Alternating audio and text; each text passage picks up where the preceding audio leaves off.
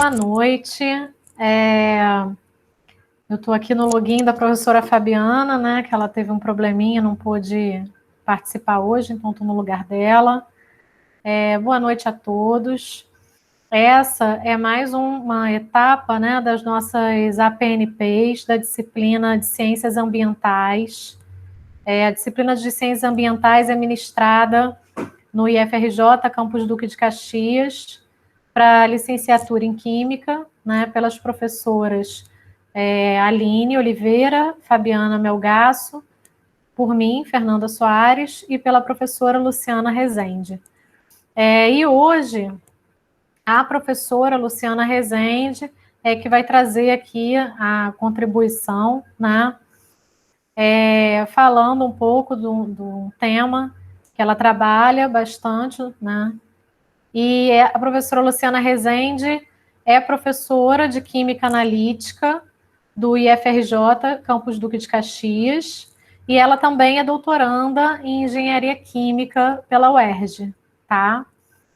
E aí convido aqui a professora Luciana Rezende para poder começar a apresentação.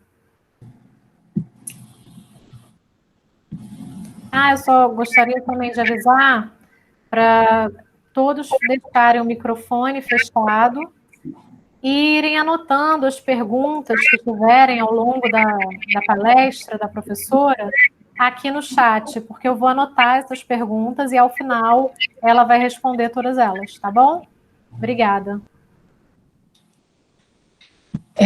Boa noite a todos. Como a professora Fernanda apresentou, eu sou a Luciana, sou professora de Química Analítica, do Campus Duque de Caxias, atuo também na disciplina de Ciências Ambientais, e ministro uma disciplina optativa, na licenciatura de Análise de Água e Solo, e atualmente, eu sou aluna de doutorado da UERJ, no programa de Engenharia Química, e trabalho com nanocompósitos de grafeno magnético para remoção de pesticidas.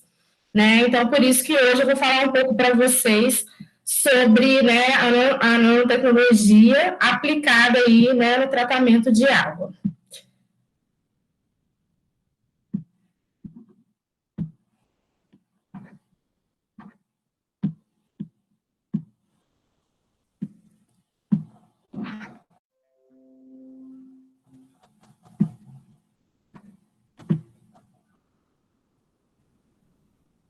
Fernanda, só confere para mim aí se está aparecendo aí. Tá aparecendo sim, Luciana.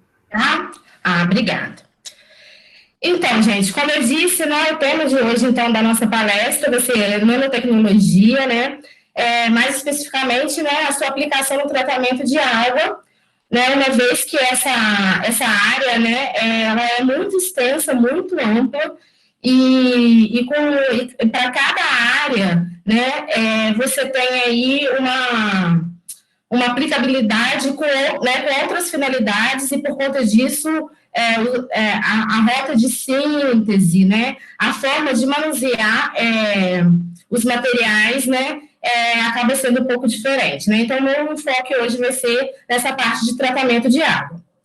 A nanotecnologia, como o próprio nome já diz, ela é trabalhada aí na escala nanométrica, Então, para vocês terem uma ideia, assim, mais ou menos dessa escala, a gente tem a formiga, por exemplo, O tamanho dela é na escala, na miliscala, em milímetros. A gente tem aí também um piolho, que seria em milímetros. Quando a gente trabalha, por exemplo, já com um grão de areia, com o fio de cabelo, a gente já está trabalhando com uma escala de micrômetros, E a nanoescala a gente já teria aí, o DNA, nanotubos de carbono, 5 átomos de silício, equivale a 1 nanômetro. Então, a gente está falando realmente de partículas muito pequenas, Quando a gente fala de 5 átomos de silício, a gente está falando, de estrutura atômica, Então, é uma escala realmente muito reduzida, Para vocês terem uma ideia, então, 1 metro, ele tem 1 bilhão, aí de nanômetro, tá? Então, seria mais ou menos essa escala aí que a gente tem, tá? A nanotecnologia, gente, ela não é de agora, parece que é uma coisa mais atual, mas não é de agora. No entanto, às vezes, né, era feito o uso da nanotecnologia, mas não se tinha ideia de que né, você estava se trabalhando com partículas muito pequenas, porque não existiam equipamentos capazes, né, de fazer essa medida. Com o avanço da tecnologia, né, e aí foi possível ter microscópios avançados, como o microscópio de tunelamento, que foi possível, né, trazer, né, essa escala aí para as aplicações aí que a gente tem hoje em dia, tá? Então, assim, a história já é bem antiga, mas acabei evoluindo mais, acompanhando com essa questão mesmo aí da evolução das técnicas. Em 1974 é que foi criado esse termo, né, nanotecnologia. Então, foi a primeira vez que foi utilizado esse termo. Em 1989, né, uma empresa chamada IBM, né, ela escreveu o logotipo, né, da empresa, posicionando átomos de xenônimo sobre uma superfície de níquel. Né, então, ela trabalhou, né, foi trabalhado átomos de xenônimo, né, então partículas aí em escalas, né, nanométricas. Em 1991, foi quando teve a descoberta dos nanotubos de carbono, que sem dúvida, né, eu acredito que foi um divisor, porque os nanotubos, né, em termos assim de indústria mesmo, de algo comercial, né, é o tipo de nanomaterial mais empregado. E em 2004, que assim, né, não está tão longe assim da gente, né, que teve a síntese do grafeno, né, que é outra família de materiais de carbono, né, que tem sido muito estudada e empregada já né, para fins comerciais. A nanotecnologia, gente, já está sendo aplicada, tá? Então, a gente já tem cosméticos que contêm na sua composição nanopartículas, né? Então, alguns cosméticos, né, como pó compacto, sombra, já contém nanopartículas, né? Porque devido ao menor tamanho, você tem aí uma durabilidade da coloração. Protetor solar já tem nanopartículas de dióxido de titânio, né, porque ajuda aí na proteção, né, dos raios UV. Na medicina, né, e na biotecnologia também já existem algumas aplicações. Existem alguns equipamentos aí de ultrassom, né, de ressonância que já tem, que é constituído por materiais nanométricos. Existem também alguns trabalhos de drug delivery, né, que utilizam aí nanomateriais, porque assim fica mais fácil o contato, né, do fármaco, né, com o alvo. Na parte eletrônica, né, os televisores de hoje em dia já contêm algumas partes, né, que são feitas de nanomateriais, tem o nanochip, né, alguns automóveis já contêm, então, assim, a gente já tem alguns materiais que estão sendo utilizados. Mas o meu foco, como eu disse, vai ser na parte de tratamento de água. E aí, no tratamento de água, né, como que surgiu essa ideia aí, né, de inserir a nanotecnologia para o tratamento de água? O que acontece? Com o avanço das técnicas analíticas, foi possível a quantificação, a detecção e a quantificação de novos poluentes. Né, novos entre aspas, né, porque esses poluentes provavelmente eles já estavam presentes, né, nas matrizes aquosas aí, só que eles não eram quantificados porque não existia nenhuma técnica, né, que era capaz de detectar esses compostos. Por quê? Porque eles estão em pequenas concentrações, né? Então, como está em pequena concentração a nível traço, não era possível. Hoje em dia, a gente sabe, né, que com o avanço da tecnologia, a gente já tem equipamentos aí que operam, né, como os cromatógrafos, né, a absorção atômica, que já consegue medir, né, essas escalas traço aí, que seria ppb, ppm, né, PPT, né, que é partes por milhão, por bilhão, né, por trilhão. Esses compostos, esses poluentes, né, eles são denominados, que estão em concentrações muito baixas, são denominados de micropoluentes, tá? E compreendem os fármacos, hormônios, agrotóxicos, plastificantes, né? Então, são poluentes de uso cotidiano e que antes não era detectado porque não tinha nenhuma técnica analítica que conseguia fazer. Hoje já existem técnicas capazes de medir, né? Então, à medida que esses poluentes, eles foram sendo detectados, e mais, eles começaram a ser detectados em amostras de água que foram tratadas, amostras de água ditas potável, né? Então, existem vários trabalhos relatando isso, a presença de pesticidas em água potável, de fármacos. Então, isso sinalizou que os tratamentos convencionais, né, que são utilizados aí na estação de tratamento, não são eficazes para a remoção desses micropoluentes. Então, o quê? Há necessidade de tratamentos avançados para a remoção desses poluentes. Né? Então, hoje a gente tem uma busca, né, por essas tecnologias, ainda não é algo aplicado, é aplicado só se realmente, assim, tem algum problema maior, né, e aí é aplicado esses tratamentos avançados. Então, fármacos, hormônios, agrotóxicos, eles não são, assim, previstos, né, a sua remoção por inteiro, inclusive, né, muitos deles não são nem legislados, não estão, né, não constam na legislação o valor máximo permitido, né, em uma amostra de água.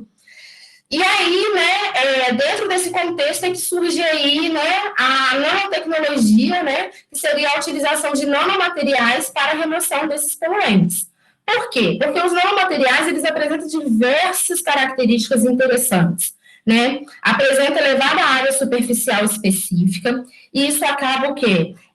Contribuindo para a sua alta reatividade, uma cinética rápida, né? Então, tem vários atributos aí que tornam esses materiais promissores.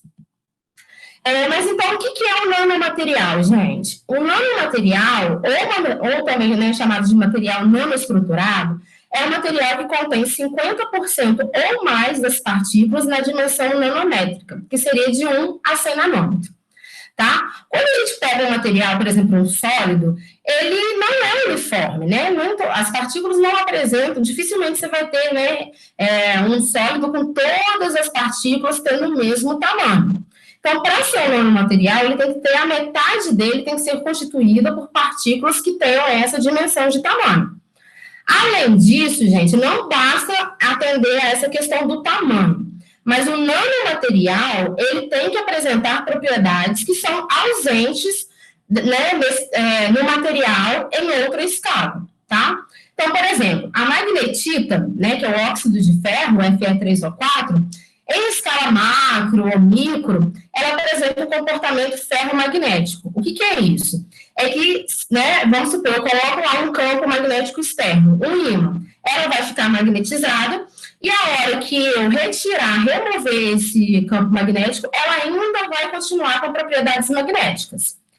Quando a magnetita ela é sintetizada na forma de nanopartícula, ela já não vai apresentar esse comportamento. Ela vai apresentar um comportamento super paramagnético. O que é esse comportamento? Ela vai, né, as partículas vão apresentar propriedades magnéticas somente na presença de um ímã. Então, eu coloquei um ímã, vai apresentar propriedade magnética. Retirei o ímã, ela vai voltar ao normal, ela não vai ter propriedade magnética mais. Né? E a gente está falando da mesma substância, né? Do mesmo material, que é a magnetita. Um outro exemplo, a sílica. É um metal que ele é altamente quebradiço. Só que, quando ele está na escala nano, ele torna-se tão dúctil, né, tão resistente quanto o ouro, tá? Quando ele está, né, na forma, por exemplo, de nanofios. Então, para ser um nanomaterial, porque o nanomaterial ele é considerado um novo material. E para ser novo material, ele tem que ter o quê? Uma propriedade diferente, tá? E geralmente essa propriedade é o quê? Aprimorada. Os nanomateriais, gente, assim, são vários, são diversos, é muito grande mesmo, assim, né, essa classe.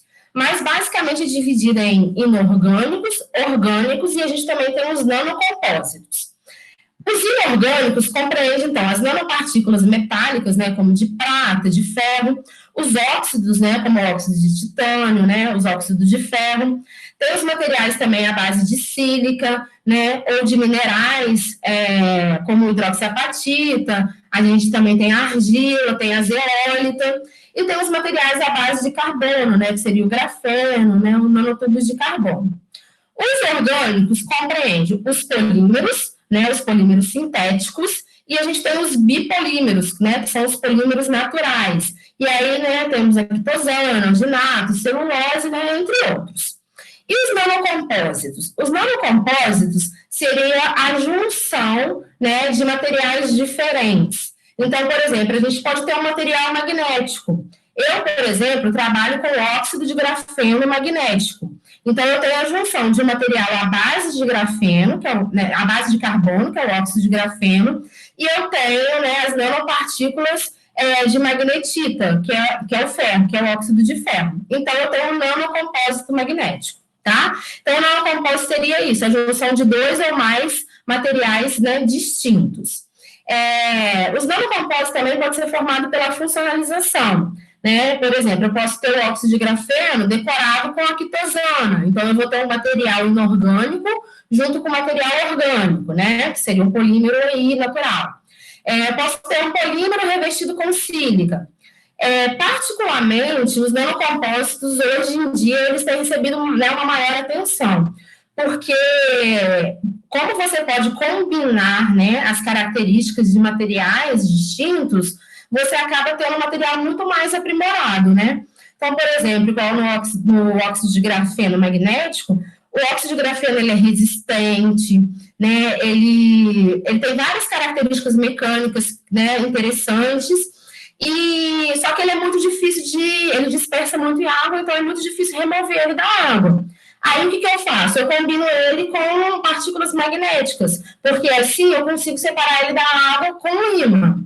Já as partículas magnéticas sozinhas, né, apesar dessa propriedade magnética, elas são muito suscetíveis à oxidação, então, né, a sua durabilidade é menor. Então, a gente acaba, no final, tendo um material bem interessante, né, por essa combinação, tá? Então, muitos estudos, hoje em dia, acabam envolvendo mais os nanocompósitos. Quando eu comecei a trabalhar com material, com nanomaterial, eu tinha muito, assim, essa coisa, assim, de... Gente, como é um nanomaterial? Como que é um formato de nanomaterial? Eu tinha uma curiosidade. Né? E, assim, um nanomaterial nada mais é do que um material como qualquer outro, né, assim, se é sólido, líquido, né, que a gente tem aí no dia a dia, tá? Então, por exemplo, a gente pode ter ele no formato de partículas, né, que é o caso aí dessa figura aí representando as nanopartículas bimetálicas. Né, a gente tem aqui, né, uma imagem de microscopia eletrônica de transmissão, que a gente pode ver, né, vários cristalzinhos aí que representam as partículas. A gente pode também ter uma estrutura mais esférica, né? Então, as minhas partículas, o formato dela vai ser esférico. É muito comum essa estrutura que a gente chama de core shell, que aí, né, a gente obtém, né, quando tem um nanocompósito. A gente tem um núcleo, né, formado por uma substância, pode ser um núcleo magnético, nesse caso aí, né, como o Fe3O4, revestido com uma camada de um outro material, né, nesse caso aí é o carbono. E aí tem esse formato aí mais esférico. A gente pode ter uma estrutura também tubular, é o caso do nanotubo de carbono. Então, quando a gente vai fazer uma microscopia, né, que é essa imagem aí que está mostrando, a gente consegue ver, né, essa parte na forma de um fio, né, essa estrutura mais tubular. Já o grafeno, que é um material parecido com o nanotubo de carbono, ele difere porque a estrutura dele já não é tubular, já não é cilíndrica. É na forma mesmo lamelar, né? A gente tem a formação de uma camada. E só para vocês terem ideia, é esse daí que é o grafeno, né? Então, a gente tem esse desenho aqui, essa figura está representando o grafeno. E aí, a gente tem, então, mesmo, né, quando vai na microscopia, a gente tem no formato de uma folha, né, que seria essa característica aí do grafeno, né? Então, é mais camada. Tá? Então, pode variar muito, gente, de material para material o formato. Inclusive, o mesmo material, a mesma nanopartícula pode ter formato diferente. É o que está mostrando essa imagem aí, né? A gente tem na figura A, a magnetita, né, o Fe3O4, as nanopartículas estão no formato de fitas. Já na figura B, a gente também tem nanopartículas de Fe3O4, mas está na forma esférica. E por que tem diferença, Luciano? Porque foi a rota de síntese que foi empregada, né? E com certeza eles vão apresentar aplicações diferentes, características diferentes, né? O mesmo material, mas com características diferentes por conta dessa sua morfologia. Mas então tá, eu sintetizei um material, né? Fui lá, né, fiz uma rota, segui uma rota. Como que eu sei, né, que aquele produto ali, ele é um nanomaterial? E aí, para isso, a gente precisa das técnicas de caracterização, tá? Então, a gente faz algumas técnicas para poder ver isso. Então, por exemplo, difração de raio-x. Vai permitir eu calcular o tamanho da partícula, porque essa técnica permite, né, esse cálculo. É claro que a difração de raio-x, gente, não serve para todos os tipos de amostra, né? Tem que ter uma certa cristalidade para a gente conseguir aplicar a difração de raio-x. Mas, por exemplo, aqui eu tenho, né, um material, que é até o material que eu trabalho, o óxido de grafeno magnético, né, aqui é com a magemita, e aí a gente tem vários picos aí que representam, né, representando o difratograma aí, né, da magemita. Que são coincidentes com a magemita. O que a gente faz? A gente seleciona um pico desses, tá? Um pico que seja mais intenso, que seja mais definido, a gente aplica uma equação, que é a equação de Scherrer, e a gente consegue, a partir dessa equação, calcular o tamanho do cristalito, que é o tamanho da partícula. Então, nesse caso aí, né, o tamanho da partícula calculado por essa equação foi de 11 nanômetros. Então, trata-se o quê? De um nanomaterial. Então, se você vai trabalhar com um nanomaterial, você vai ter que fazer essa caracterização para comprovar isso, tá? A microscopia eletrônica de transmissão, né, como esse microscópio ele tem uma resolução maior, por exemplo, do que o de varredura, a gente consegue também calcular o tamanho da partícula por ele, tá? Então, você consegue fazer aqui, aumentar aí, né, o tamanho dessa imagem, e você consegue realmente, como se fosse com uma régua, né, assim, medir o tamanho do diâmetro aí dessa partícula. Além disso, gente, existem outras técnicas para a gente ver se, além do tamanho, atende aqueles atributos que eu falei, de ter propriedades distintas, tá? Então, por exemplo, se você tá trabalhando com material que ele vai ter uma determinada porosidade, que ele vai ser usado como material adsorvente, a gente tem que, é interessante determinar a área superficial específica, né, e a porosidade. Então, você faz a determinação. Se você está trabalhando com material magnético, você faz também as curvas de magnetização para obter alguns parâmetros aí magnéticos. Se você está, por exemplo, trabalhando com uma membrana, e aí você vai, né, essa membrana geralmente precisa de ser um material resistente, porque às vezes precisa, né, submeter a aquecimento, então você tem que fazer algumas análises térmicas e mecânicas. E aí você vai comparar com o que já tem na literatura, né, dos materiais na escala não nanométrica, e vai ver se realmente houve um aprimoramento aí desses atributos, né, que você está avaliando. Então, seria basicamente isso, tá, gente? As definições aí dessa parte aí de nanomateriais, são vários, né? Ao longo, então, da apresentação, eu vou trazer alguns exemplos aplicados aí ao tratamento de água, e aí vocês vão conhecer um pouco, né, mais desses materiais. Quando a gente fala de tratamento de água e efluentes, a gente tem um tratamento em si, né, que seria a remoção do poluente, do contaminante, mas também uma etapa que faz parte, que é importante, é o monitoramento, né, a detecção e a quantificação. Porque como que você vai tratar uma substância se você não sabe se ela está presente ou não? Aquilo que eu falei lá no início dos micropoluentes. Muitos dos micropoluentes, eles não são previstos, né, a sua remoção, porque eles nem são monitorados. A gente nem sabe se ele está presente ou não naquela amostra, naquele efluente, tá? E aí, então, dentro, né, dessas questões aí, eu trouxe as aplicações, né, que a gente tem aí de nanotecnologia nesse contexto, tá? Então, a gente tem basicamente os nanomateriais sendo aplicados em sensores. Esses sensores, ele não é para fazer remoção, mas sim para fazer a detecção e quantificação por medidas diretas, então, né, análise em campo.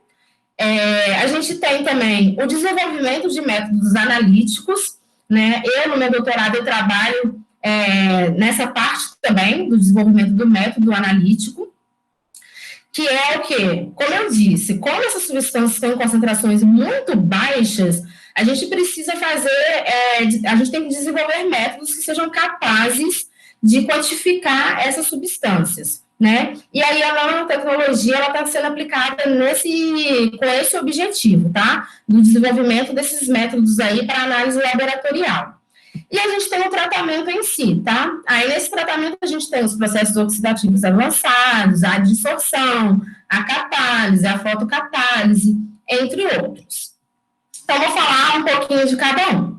Os sensores. Os sensores, eles são de grande importância em situações de emergência. Então, por exemplo, teve algum desastre ambiental. É super importante você ter ali um sensor que ali naquele momento já consegue mapear mais ou menos o qual é a substância que está ali, se ela está em grande quantidade, né? Então, isso é muito importante. O que acontece é que esses sensores, eles são muito assim, a gente não tem, né, muitos assim, não tem muita seletividade e não tem sensor para várias substâncias. Tem para algumas substâncias, poucas substâncias.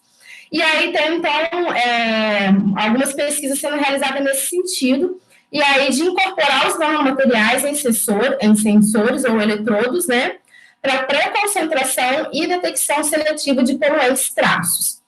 O que acontece, gente? O que é essa pré-concentração? Como eu disse, esses poluentes, geralmente, eles estão em concentrações muito baixas. Então, a gente precisa fazer o que a gente chama de pré-concentrar. Aumentar a concentração dele, para que a gente consiga, com o método instrumental, né, analítico, determinar essa concentração, tá? Então, o sensor, ele pode fazer isso daí. Qual que é a principal vantagem? A praticidade, né, gente? É uma medida in loco, in situ, então você não precisa aquele trabalho todo que você tem que levar para o laboratório, de armazenar corretamente a amostra, fazer preparo de amostra, preparar soluções. Então, é interessante. Quais são as desvantagens? A baixa durabilidade. Por exemplo, a gente tem aí um eletrodo aí que atua aí medindo, né, pode ser em campo, é o pH-metro, né? Quem já trabalhou com pH-metro sabe que, tipo assim, a gente tem que ter um cuidado para trabalhar lá, né, no campus, a gente tem vários pH-metros que não funcionam, porque o eletrodo não funciona mais, e o eletrodo é caro. Então, assim, esses sensores é bem complicado, né? Sensores, eletrodos, é bem complicado essa questão aí da durabilidade. Tem um elevado custo, tá? Não é algo barato. E tem a questão da seletividade e sensibilidade que são compatíveis com a análise semi-quantitativa. O que seria isso? São concentrações maiores, tá, gente? Então, quando a gente está numa concentração maior, a gente entra dentro aí dessa análise mais semi-quantitativa. Se a gente tiver um rigor, né, precisar de um rigor, aí a gente já precisa de outras técnicas, essa não vai atender, né, a situação. Esse trabalho aqui, né, é de 2019, e o objetivo dele foi utilizar, né, sensores baseados em nanopartículas metálicas, né, foi testado 3 materiais, nanopartículas de prata, nanopartículas de ouro e nanopartículas bimetálicas, que seria a combinação da prata e do ouro. Para quê? Para detecção simultânea de 5 pesticidas organofosforados em água, e a medida foi realizada com espectrofotometria, tá? No V visível. Por quê? Porque quando eles observaram, né, que cada pesticida interagia com as nanopartículas de prata, gerando uma coloração distinta, que é o que está representando aí nessa figura, tá? Então, cada um tem uma coloração. Se cada um tem uma coloração, essa coloração aí vai absorver em comprimentos de onda diferentes, em regiões diferentes, né? E aí, por conta disso, é possível a sua quantificação pela espectrofotometria no V visível. Os limites de detecção alcançados, gente, é na ordem de ppm. O que significa esse limite de detecção, gente? É a menor quantidade que o meu método consegue enxergar, vamos dizer assim, daquela substância, daquele composto. Então, quando a gente está falando na ordem de ppm, partes por milhão. Ah, Luciana, partes por milhão, né? Então, foi bom o limite de detecção. Depende. Se for para micropoluentes, que é o caso do pesticida, talvez não. Porque muitos dos pesticidas, a maioria deles é encontrada em concentrações na ordem de ppb, né? Então, provavelmente seria utilizado para, né, para algumas amostras e acusar que não tem pesticida, mas na verdade pode ser que tenha, mas estava numa concentração abaixo aí do limite de detecção do método, que é na hora de ppm, tá? Mas existem aí esses trabalhos. Existem também trabalhos com biosensores, onde né, utilizados os nanomateriais. Mas aqui o nanomaterial é utilizado como transdutor. O que significa, né, o que é um biosensor? Ele é um dispositivo onde eu vou ter uma reação do meu analito com uma espécie biológica, pode ser, por exemplo, uma enzima, que é chamada de biorreceptor. Então, a reação química entre o analito vai acontecer com esse material biológico. E aí, a partir dessa reação química, a gente vai precisar de um outro componente que vai converter algo dessa reação química num sinal. Então, por exemplo, às vezes é uma reação química que a gente vai ter a geração de um produto colorido, né? Como que a gente vai fazer? Aí o transdutor ele vai atuar nisso, ele vai fazer com que, né, esse sinal, né, essa liberação, né, que a gente tem, pode ser calor, pode ser luz, né, radiação, se converta num sinal. E aí a gente tem aí nanotubos de carbono, grafeno, o óxido de grafeno reduzido sendo utilizado aí como transdutor, porque são materiais aí bem resistentes, tá? Então seriam, né, algumas aplicações aí de sensores. Em relação aos métodos analíticos, gente, o que acontece? Quando a gente tem uma amostra de água, né? Então a gente foi lá, coletou uma amostra da água do rio Sarapuí, por exemplo. Imagina o quanto de coisa que não tem no rio Sarapuí, né? Então a gente tem aqui, a gente vai ter o nosso analito, que é o quê? O nosso poluente, é o que a gente está querendo analisar, tá? Mas a gente também vai ter ali outras substâncias, né, que podem atuar como interferentes, ou seja, quando eu for medir o meu analito, eu vou acabar medindo o interferente junto também. Então, a gente se depara com dois problemas.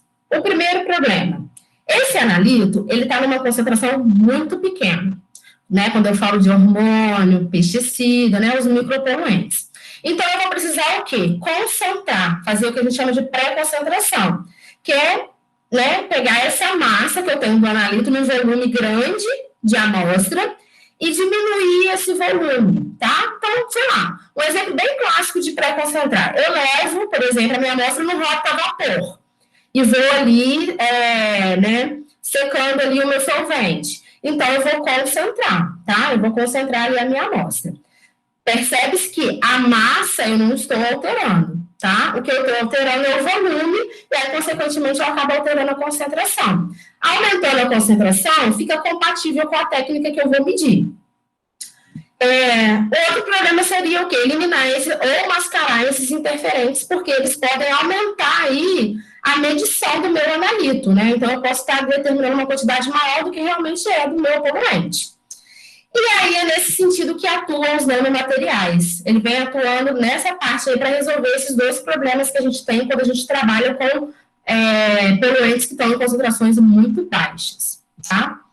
Essa pré-concentração, gente, essa eliminação de interferentes, a gente pode fazer por uma extração, né? A gente pode fazer, por exemplo, uma extração líquido-líquido, que é aquela extração mais comum, que a gente, né, tem a amostra de água, adiciona um solvente, um outro solvente, e aí o meu analito, o meu poluente vai para o outro solvente. Só que essa técnica, gente, ela já, né, assim, não tem se usado mais, né, ou tem se buscado não usar, porque gasta muito solvente, geralmente o solvente é orgânico, né, e aí a gente tem essa questão dos princípios da química verde. Então, assim, foi evoluindo. Hoje, utiliza-se muito a extração em fase sólida, né, e mais especificamente agora, é a extração em fase sólida magnética, tá, que tem se estudado muito. O que seria isso? A minha amostra contendo água, ela, né, tem o meu poluente aí, e eu vou adicionar o meu adsorvente, que está representado aqui por essa bolinha aqui, marrom e azul, tá? E aí eu coloco o meu adsorvente em contato, que é a minha fase sólida da minha extração, e vai ter um processo aí, né, provavelmente processo de adsorção, que vai ser aí a retenção desse material na superfície, né? Então, o poluente vai ficar retido no material. Como ele é magnético, o que eu faço? Eu consigo separar esse material, esse sólido. Agora, o meu poluente, então, ele vai sair da água e ele vai ficar impregnado nesse sólido. eu separo como ímã. E aí, o que eu faço? Eu adiciono um eluente. Só que aqui eu vou adicionar, por exemplo, 500 microlitros de eluente, mais ou menos é essa quantidade que é usada nessa técnica, tá? Então, quantidades na ordem de microlitros. Então, você tinha antes um poluente num volume muito grande, agora você vai ter seu poluente num volume bem menor. E aí, você, então, está pré-concentrando o seu material. E aí você faz com esse eluente, o que você vai fazer? Você vai fazer a extração, né? Só que nesse caso aí a gente chama de desorção. O meu poluente, ele vai passar agora a ficar nesse solvente, que é o meu eluente, e o meu material adsorvente, ele vai ser o quê? Separado novamente por um ímã, e ele pode voltar na cadeia aí, né? Vamos supor, ele pode ser, né, reutilizado. Então, por isso que tem pensado muito aí nessa técnica, por quê? A gente tem maior eficiência de extração, né, devido à alta capacidade de absorção dos nanomateriais, tem baixo consumo de solvente orgânico, né, quando comparado a outras técnicas de extração, como a líquido-líquido, e a gente tem a facilidade na separação do absorvente da solução aquosa e possibilidade de reuso, que isso é bem interessante. Esse trabalho, né, ele ilustra, esse artigo aqui de 2015, ele ilustra, né, esse tipo de exemplo que eu acabei de citar. Foi preparado aí, né, o nanomaterial foi um nanotubo de carbono magnético, né, porque ele usou o níquel aí como partícula metálica, né, e aí tem uma propriedade magnética, e ele foi usado para o fármaco, né, lamivudina, para remoção desse fármaco em água de rio, tá? O limite de detecção que ele conseguiu foi na ordem de ppb. Percebe-se que agora a gente tem uma concentração mais baixa do que quando usou o sensor, que era em ppm, tá? Então, a gente tem aí um limite aí em ppb. O fator de pré-concentração, ou seja, quantas vezes eu consegui, né, concentrar esse material, foi de 292 vezes, e a porcentagem de extração foi 98%, ou seja, né, foram resultados, assim, bem promissores, né, para esse tipo de material aí, né, considerando que é um fármaco que está em concentração muito baixa, então conseguiu um limite de detecção na ordem de ppb, né, então é bem interessante. Agora eu vou falar do tratamento, né, da aplicação da nanotecnologia no tratamento, que até então, né, os sensores, né, e o método analítico é mais para quantificação. No tratamento de água, gente, convencional, né, de água e efluente, a gente tem o tratamento preliminar, o tratamento primário e o tratamento secundário. Né, são esses três tratamentos que são utilizados, tá? A gente pode também fazer uso do tratamento terciário ou avançado. Esse método, esse tratamento, ele não é feito nas estações de tratamento, a menos que aconteça algum incidente, né? Igual teve aquele caso lá, né, da água do Rio, que foi, da água do estado do Rio de Janeiro, né, que foi contaminada lá e teve que usar o carvão ativo, com a geosmina. Aí teve que usar o carvão ativado, foi um tratamento terciário, tá? Mas, no geral, não é empregado. E aí, dentro desse tratamento terciário ou tratamento avançado, a gente tem, né, eletrodiálise, osmose reversa, troca iônica, filtração com carvão ativado, né, entre outras. São técnicas caras, né, e por isso, geralmente, não é empregado. E a nanotecnologia, ela entra aqui. Então, ela entra como uma proposta de um tratamento terciário ou tratamento avançado.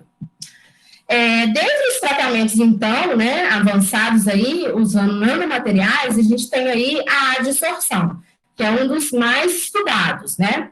O processo de adsorção, gente, ele é um processo de superfície, onde a gente vai ter, né, que o nosso poluente, que está numa fase fluida, a gente chama de adsorvato, vai ficar retido na superfície de uma fase sólida, que é o que a gente chama de adsorvente. Então, a gente tem aqui o adsorvente, que vai ser um nanomaterial, e a gente tem aí nesse becker aí uma solução contendo adsorvato, que vai ser o nosso poluente.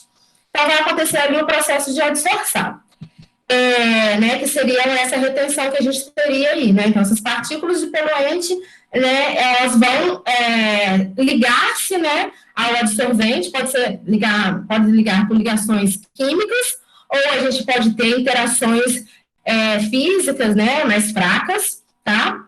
Então, a gente tem essa situação aí.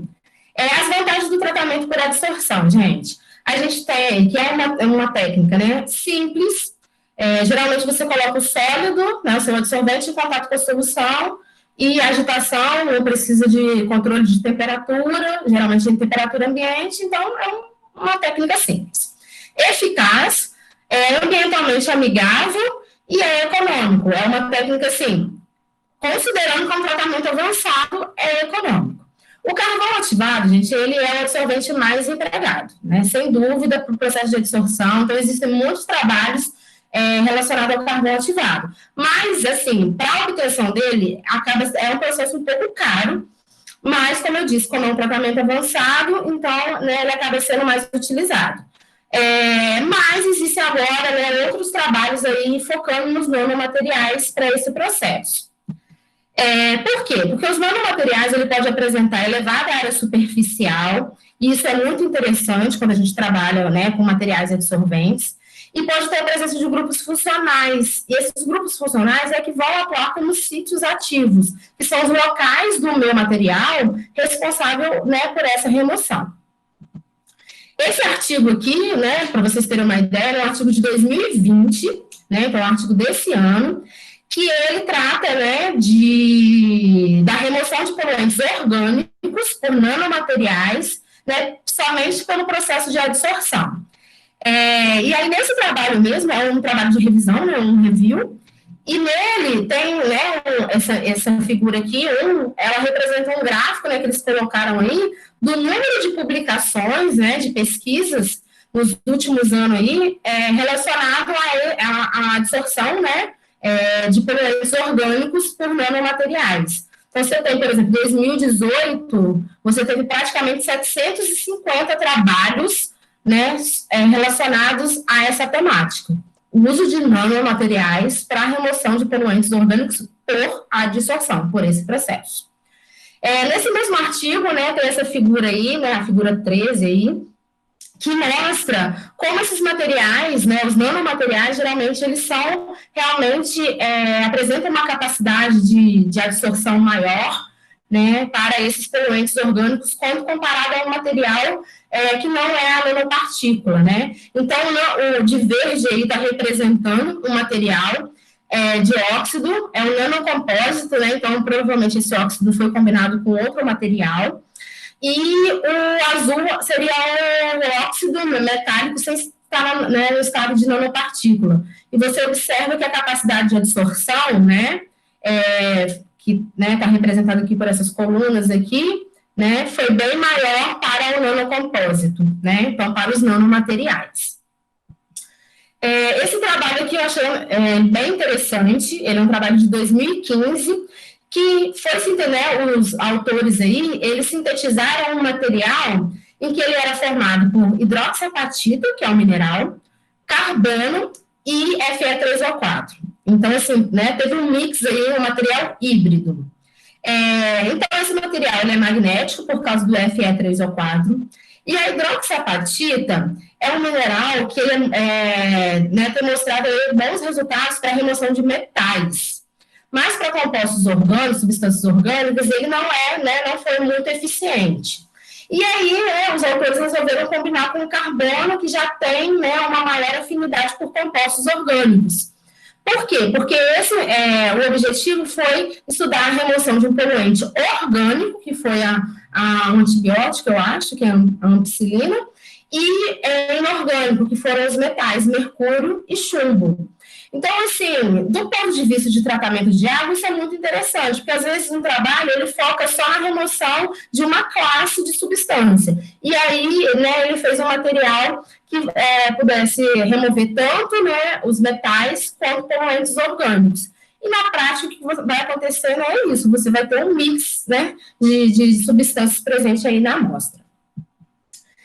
As membranas, gente, é um outro tipo de tratamento aí, né? E as membranas, basicamente, elas são barreiras físicas que removem os contaminantes por exclusão de tamanho. Geralmente, as membranas é a tecnologia mais empregada para purificação de água, tá? Só que ela é utilizada mais para micro-organismos e para inorgânicos. Então, o que a gente tem hoje em dia de produto comercial, com nanotecnologia, nesse sentido de purificação de água, é baseado aí em membranas. As nanomembranas, né, por conta dessa característica dos nanomateriais em poder combinar com outros, ela não trabalha só com essa questão da barreira física, do tamanho, mas a gente pode combinar outros atributos da membrana. Então, a gente pode ter membrana, por exemplo, antimicrobiana, a gente pode ter uma membrana que vai atuar também degradando por uma reação de fotocatálise, tá? Então, pode ter isso também, a gente pode ter uma funcionalização dessa membrana. Né, a figura aí, ela, né, representa um princípio de separação. Então, a gente tem aqui, né, os filtros convencionais. Como as partículas são maiores, a gente pode o quê? Né, pode acabar passando, né, esses poluentes, patógenos, metais, já com os materiais, né, baseado em nanopartículas, a gente já vai ter uma menos quantidade desses materiais aí passando, né, ao longo aí do meu material poroso, né, porque a membrana é um material poroso. Qual é o problema da membrana, gente? A membrana, geralmente, ela não tem muita seletividade. Tem a questão da permeabilidade, né, porque se ela tem que ser permeável, mas também, né, não pode ser muito, então tem que ter um controle aí dessa questão. Alto consumo de energia, porque você tem que controlar a pressão, né, para você ter essa exclusão do tamanho. E tem a incrustação, né, que acaba diminuindo a durabilidade. Algumas coisas podem ficar retido aí nessa membrana. E aí, então, que vem a ideia dos nanomateriais, que é justamente para o quê? Atenuar, diminuir esses problemas, né? Então, a gente pode ter aí, aumentar a estabilidade térmica e mecânica, né? A gente pode aprimorar isso, adicionando, por exemplo, né, alguns materiais como o óxido de grafeno, né, os nanotubos de carbono, que têm essa estabilidade. Você pode aumentar a porosidade e permeabilidade. Você pode, como eu disse, trazer algumas propriedades funcionais, né? Então, você pode colocar algo que atue aí como anti-incrustante, você pode, né, adicionar algo que atua como antimicrobiano, né? Então, por exemplo, as nanopartículas de prata atuam como antimicrobiano. Então, você pode adicionar nanopartículas de prata, né? Então, tem essa possibilidade aí com os nanomateriais. As membranas, gente, é usado muito para quando a gente quer, por exemplo, a água do mar e tornar essa água, né, mais própria. Então, é mais utilizado para esses processos. Então, esse artigo ele vai tratar justamente, né, desse tipo aí, né, de situação. Mas também, como eu disse, né, você pode ter membranas que atuam aí como antimicrobiana. Esse artigo, né, de 2013, o que né, foi feito? Tem uma membrana, né, foi preparada uma membrana polimérica, que essa membrana continha nanopartículas de prata, né, um tamanho mais ou menos de 15 nanômetros, que foi fixados na superfície, e para avaliar a atividade antimicrobiana foi utilizado, né, a bactéria do tipo E. coli, né, do grupo E. coli. E aí, o que acontece? A gente tem aqui, né, antes, né, e aí aqui você tem do lado direito, do lado esquerdo. Do lado esquerdo, você tem aí a membrana polimérica sem a prata, e do lado direito, você tem aí a membrana com a prata, tá? E embaixo, o que você observa? Que com a membrana que não tinha a prata, você consegue observar aí a formação de colônias, né? Formou-se um biofilme aí, né? Com a bactéria. Então, houve um crescimento aí. E já com a prata, né, não houve a formação desse biofilme. Então, atuou aí como uma atividade antimicrobiana. Nesse trabalho, também foi com uma membrana, só que não foi nanopartículas de prata. Utilizou nanopartículas de óxido de titânio. O óxido de titânio, ele atua com uma oxidação catalítica, então ele vai degradar compostos orgânicos, né? Então, ele foi aplicado, o tipo de efluente foi uma água contendo óleo, né, uma água residual oleosa, e aí o que foi observado é que aconteceu dois fenômenos.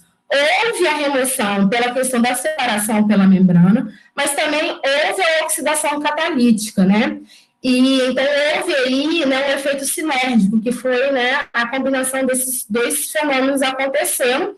E esse gráfico, né, os resultados, mostra a demanda química de oxigênio. E observou-se que você teve aí uma remoção muito grande, né, dessa demanda química, ou seja, né, você degradou aí essa substância orgânica, né, oleosa, tá? Não biodegradável, né, porque a demanda química, ela vai avaliar isso, tá? Substância, né, não biodegradável. Por último, gente, a gente tem os processos oxidativos avançados, né, e aí a gente tem a catálise, a fotocatálise, a reação de Fenton.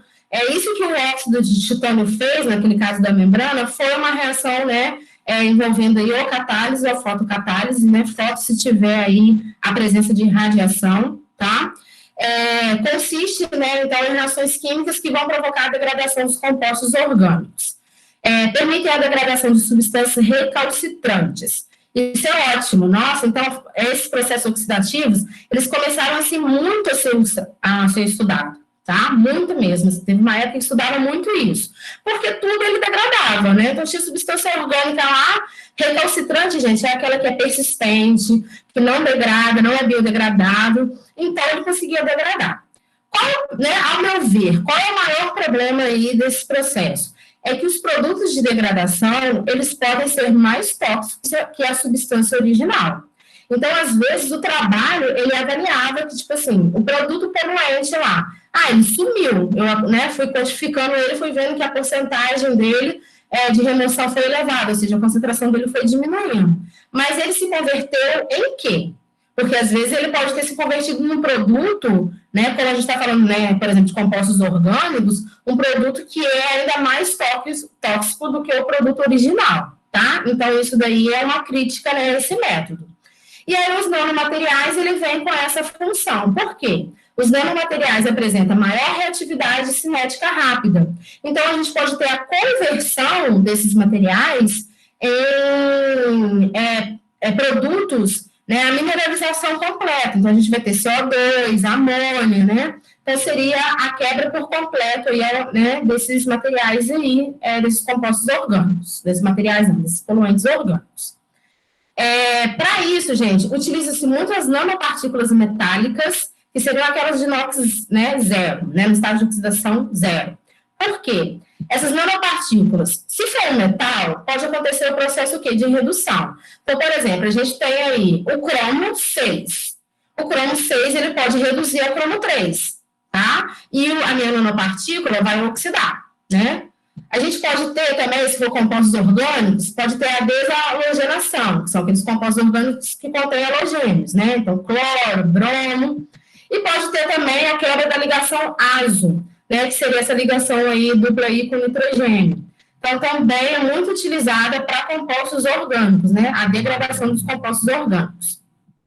Dentre as nanopartículas de inox zero, né, metálicas de inox zero, de valência zero, as de ferro são as mais empregadas, porque são altamente reativas, o custo é baixo, é fácil a obtenção, a toxicidade também é irrelevante, porém, elas são muito suscetíveis à oxidação, né? A gente sabe que ferro é muito suscetível à oxidação, né, em contato aquoso ou com ar. Se a gente está falando de tratamento de água, ele vai ter contato com a água, né? Então, a durabilidade não é muito grande.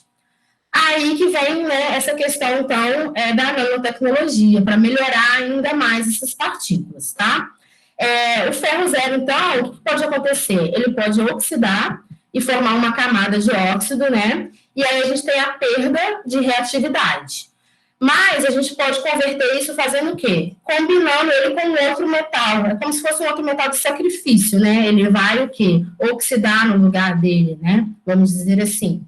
E aí a gente tem o que a gente chama de nanopartículas bimetálicas. Né? Então a gente pode combinar, por exemplo, né, com níquel, tem com cobre, vários outros, né, metais aí.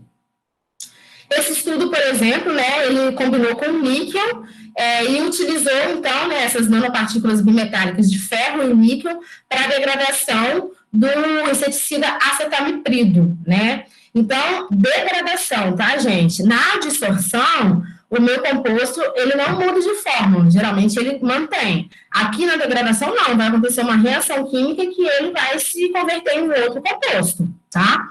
Geralmente, o que a gente espera é que ele se converta em CO2, amônia, né? Se tiver enxofre, o gás sulfídrico, né? Em compostos bem menores. E aí foi observado que houve praticamente 100% de degradação com tempo de reação de 5 minutos. Por quê? Por conta da cinética rápida das nanopartículas, né? Então, foi bem eficiente. Qual é a minha crítica, gente? É que, assim, novamente, não foi estudado os produtos de degradação, então não se sabe, né? Então, é importante investigar isso. As outras nanopartículas que a gente tem aí seriam os óxidos de titânio, né? Que são mais empregados aí, né, para poluentes, né, fotocatálise. No protetor solar, né, como eu disse, já tem o óxido de titânio, e desde a parte de aplicação em água, a gente também tem, né, principalmente combinado aí com as membranas, tá? As vantagens. A sua fotocatálise envolve a formação de espécies altamente reativas, né, como radicais hidroxila, que vão desencadear, né, a degradação do poluente. Degrada substâncias orgânicas na presença de luz UV, visível e solar. Apresenta atividade antimicrobiana, então ele ainda apresenta, né, ele degrada e ele ainda tem essa atividade, e ele é considerado não tóxico. Com relação, gente, isso que eu falei são mais pesquisas que estão no campo laboratorial.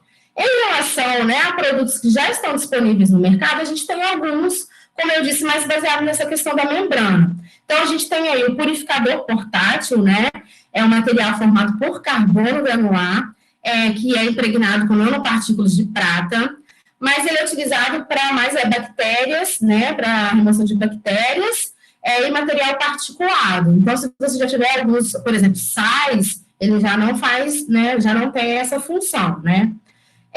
Sistema de nanofiltração, né, aí já é um sistema melhor.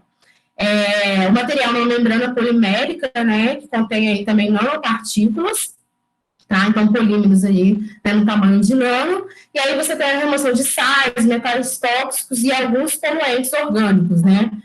Como diz aí o fabricante, né? Então, isso tudo é especificação do produto, tá? A gente tem também um material, né, formado por um filtro carvão ativado, que é esse material aí em preto, né? Que seria o carvão ativado com nanopartículas de prata, mas também é mais para essa questão de patógenos, né? De vírus, bactérias.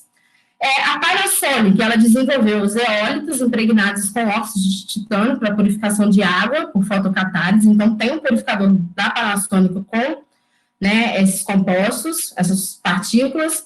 E a Panasonic também desenvolveu filtros à base de nanopartículas de prata, tá? Então, a gente tem esse tipo de material aí.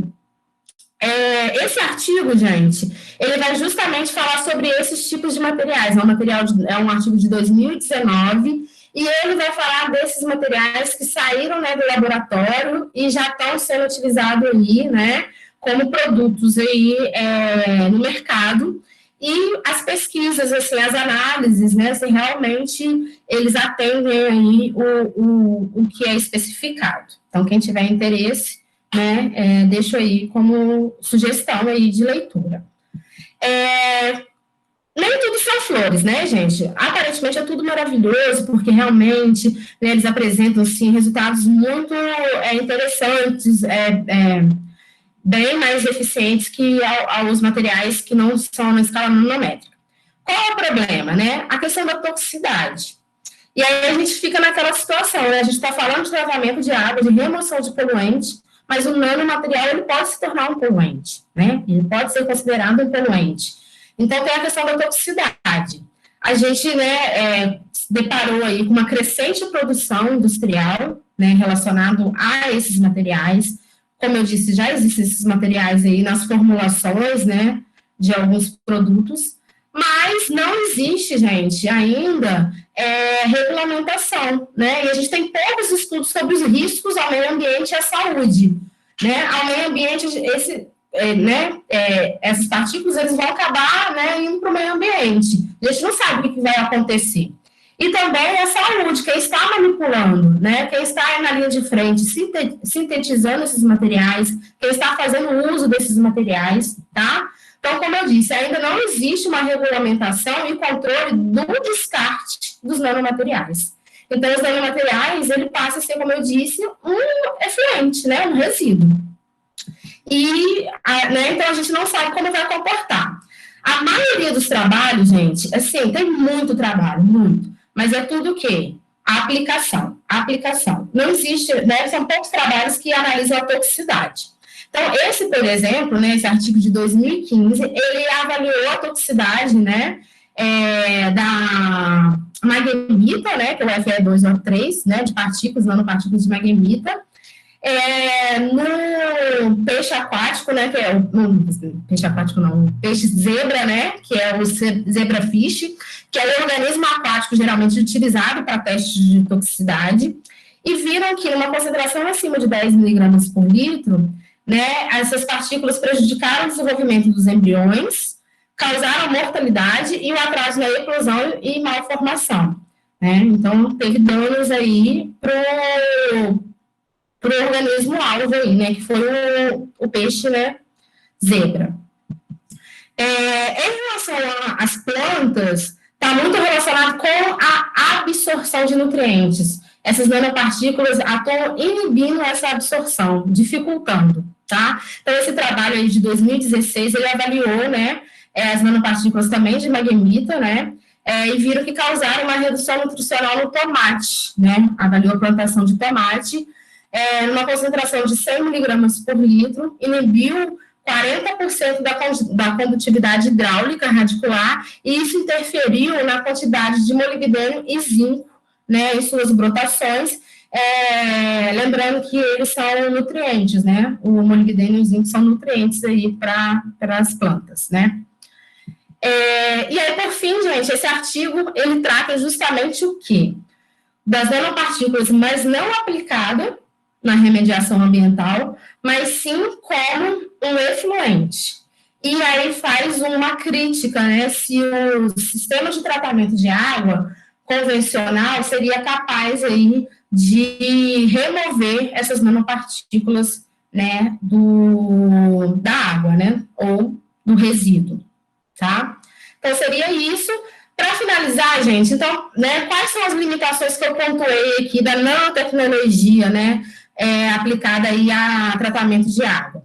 A síntese do nanomaterial, gente, ela vai desde uma síntese simples até uma síntese muito complexa e cara, tá? Que é o caso dos nanotubos de carbono, o grafeno, é muito cara a síntese deles, né? Então, ainda é um gargalo essa questão da síntese.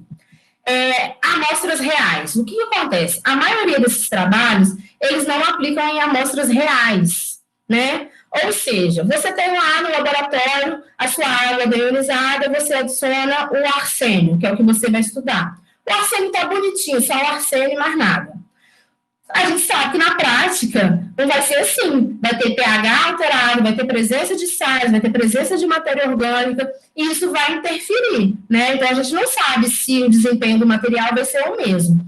Então, eu acho que precisa, né, essa barreira ser aí, né, ultrapassar, rompida aí, porque tudo fica muito na situação, essa otimização numa situação mais ideal, né? O custo, né, como eu disse, a síntese, para você ter um material a nível de fabricação comercial, o custo ainda é muito elevado. E a questão da toxicidade, né, porque a gente não tem aí ainda informações a respeito desses materiais. Então, por um bom tempo, alguns agrotóxicos, eles eram utilizados. E depois ele passou a não ser utilizado mais porque os estudos mostraram que eles, né, apresentavam elevada toxicidade. Né? Então, assim, é algo que futuramente eu acredito que possa ter alguns problemas relacionados a essa questão da toxicidade. Tá, gente? Então, tentei trazer um pouco aí desse panorama, né? Muito obrigada aí pela atenção de todos, para quem, né, ficou acompanhando até agora, e é isso, tá? E eu estou aberta aí às perguntas. Obrigada, Luciana, foi ótimo. E nós já temos aqui uma pergunta. Algumas pessoas estão perguntando se esse material vai ser disponibilizado. Gente, esse material vai ser disponibilizado no YouTube da Coex Educ. Eu coloquei o link aqui no chat, tá? E vocês podem indicar para a turma de vocês, a Vanessa está perguntando aqui, né? Vocês podem indicar para a turma o site da Coex e o link que vai estar lá disponível, tá? Assim que acabar, eu vou fazer a edição do vídeo e vou publicar lá, tá bom? Bem, Luciana, eu te mandei até pelo WhatsApp, tem uma pergunta aqui do TH Souza. Ele pergunta, foi falado que os problemas na água são encontrados em ordem de PPB. Essas limpezas são realmente necessárias? O consumo da água com esses poluentes tem muitos efeitos colaterais? Escreveu saudades, professora. Ah, tá bom, saudades também. Então, o que acontece? Como eu disse, né, esses compostos, esses micropoluentes, eles, até o monitoramento, né, não é previsto. Então, se a gente pega a legislação brasileira, né, por exemplo, a gente não tem vários agrotóxicos, né, hoje a gente tem 495 pesticidas autorizados no Brasil, né, o Brasil esse primeiro lugar é nosso, né, e a legislação contempla somente 27 pesticidas. Tá? Então, assim, mas as legislações de fora já são muito mais rígidas com relação a isso. Então, se você pega, por exemplo, a União Europeia, a quantidade de glifosato que é permitido para a gente é 500 vezes maior do que a da União Europeia. Né? Então, assim, o que acontece é que realmente, muitas das vezes a concentração está abaixo, e aí, ok, então tá abaixo, é isso mesmo. Mas a gente não sabe se a gente trabalha com níveis que são seguros. A Fiocruz mesmo, com relação a essa questão do pesticida, fez tem um GT, né, um grupo de trabalho, que pediu à Anvisa para que fosse revisto esses valores, tá? Então, assim, depende muito, mas já existem estudos, né? A União Europeia diminuiu por quê? Com base nos estudos que foram feitos e que indicaram que realmente nessas concentrações muito baixas, né, elas são passíveis de causar vários distúrbios, principalmente porque a gente está falando de algo que a gente vai ingerir todos os dias, né? Então, a gente está falando de algo que, assim, não vai ser algo, talvez, que vai trazer problemas agora, mas é acumulativo, tá? Então, assim, existem estudos, por isso que é importante esses estudos de toxicidade, né? De vários, seja dos materiais aí que eu falei, dos nanomateriais, ou de um pesticida novo que está sendo lançado, para a gente ter esses níveis seguros, tá? Então, seria isso. Eu acho que eu respondi, ou tinha mais algum? Eu me perdi, a pergunta era grande. Mas... Tá, ok. Ele perguntou, acho que foi isso mesmo que você respondeu. E o consumo de água com esses poluentes tem muitos efeitos colaterais, você também comentou, né? Isso. Tá. Gente, mais alguma pergunta?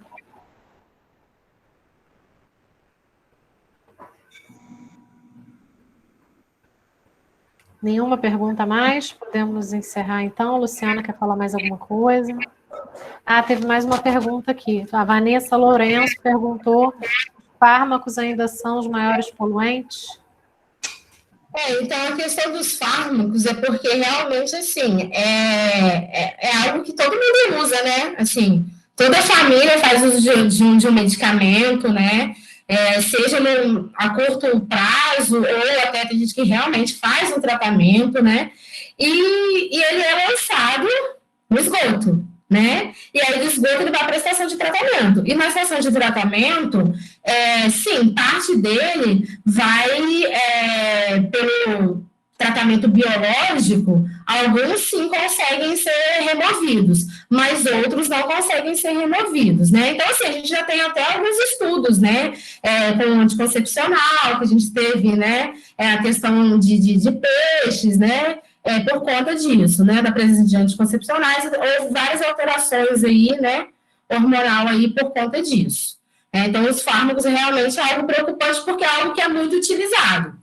Quando a gente pega, por exemplo, né, igual eu falei, dei o exemplo dos pesticidas, quando você pega uma região que não é muito agrícola, talvez não há um problema, né? Mas a questão do fármaco aí já, né, como eu disse, já atende assim, todas as regiões. Então, sim, ele é um dos micropoluentes mais preocupantes, né?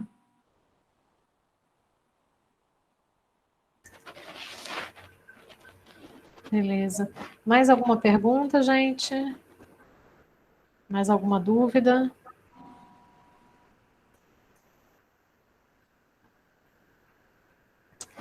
Luciana, então você quer encerrar? Sim, queria, né, agradecer aí a presença aí de todos, né? Tô vendo aí, dando uma olhada agora no chat aí, vendo vários alunos aí, né? Saudades, né, de todos e obrigada aí pela participação. Eu vi a questão dos slides, eu vou colocar meu e-mail aqui no chat, que aí se alguém quiser pode me mandar um e-mail, tá? Que aí eu coloco, eu envio a apresentação. E é isso, gente.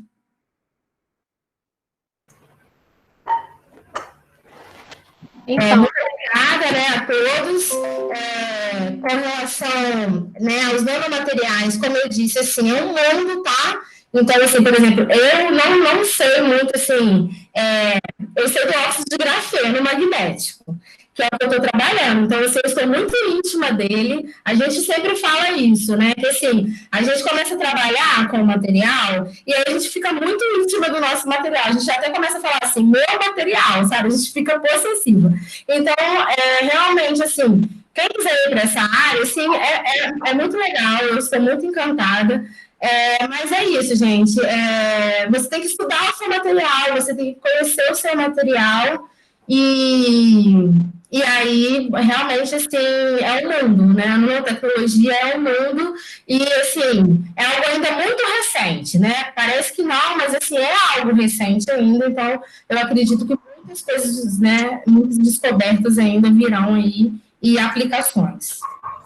isso aí. Obrigada, Luciana.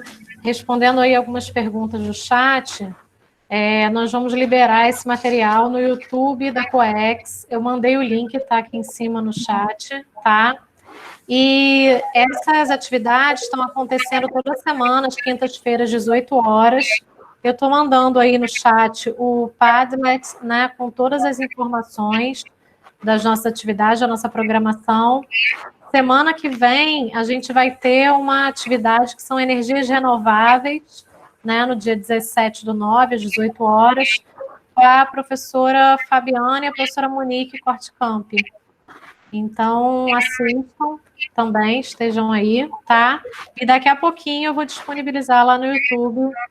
E, né, se alguém quiser entrar em contato, a Luciana colocou aí o e-mail dela, tem também na apresentação, né? Sim. Certo? Obrigada, Luciana. Obrigada a você. Obrigada a todos pela participação. Tchau, tchau. Tchau.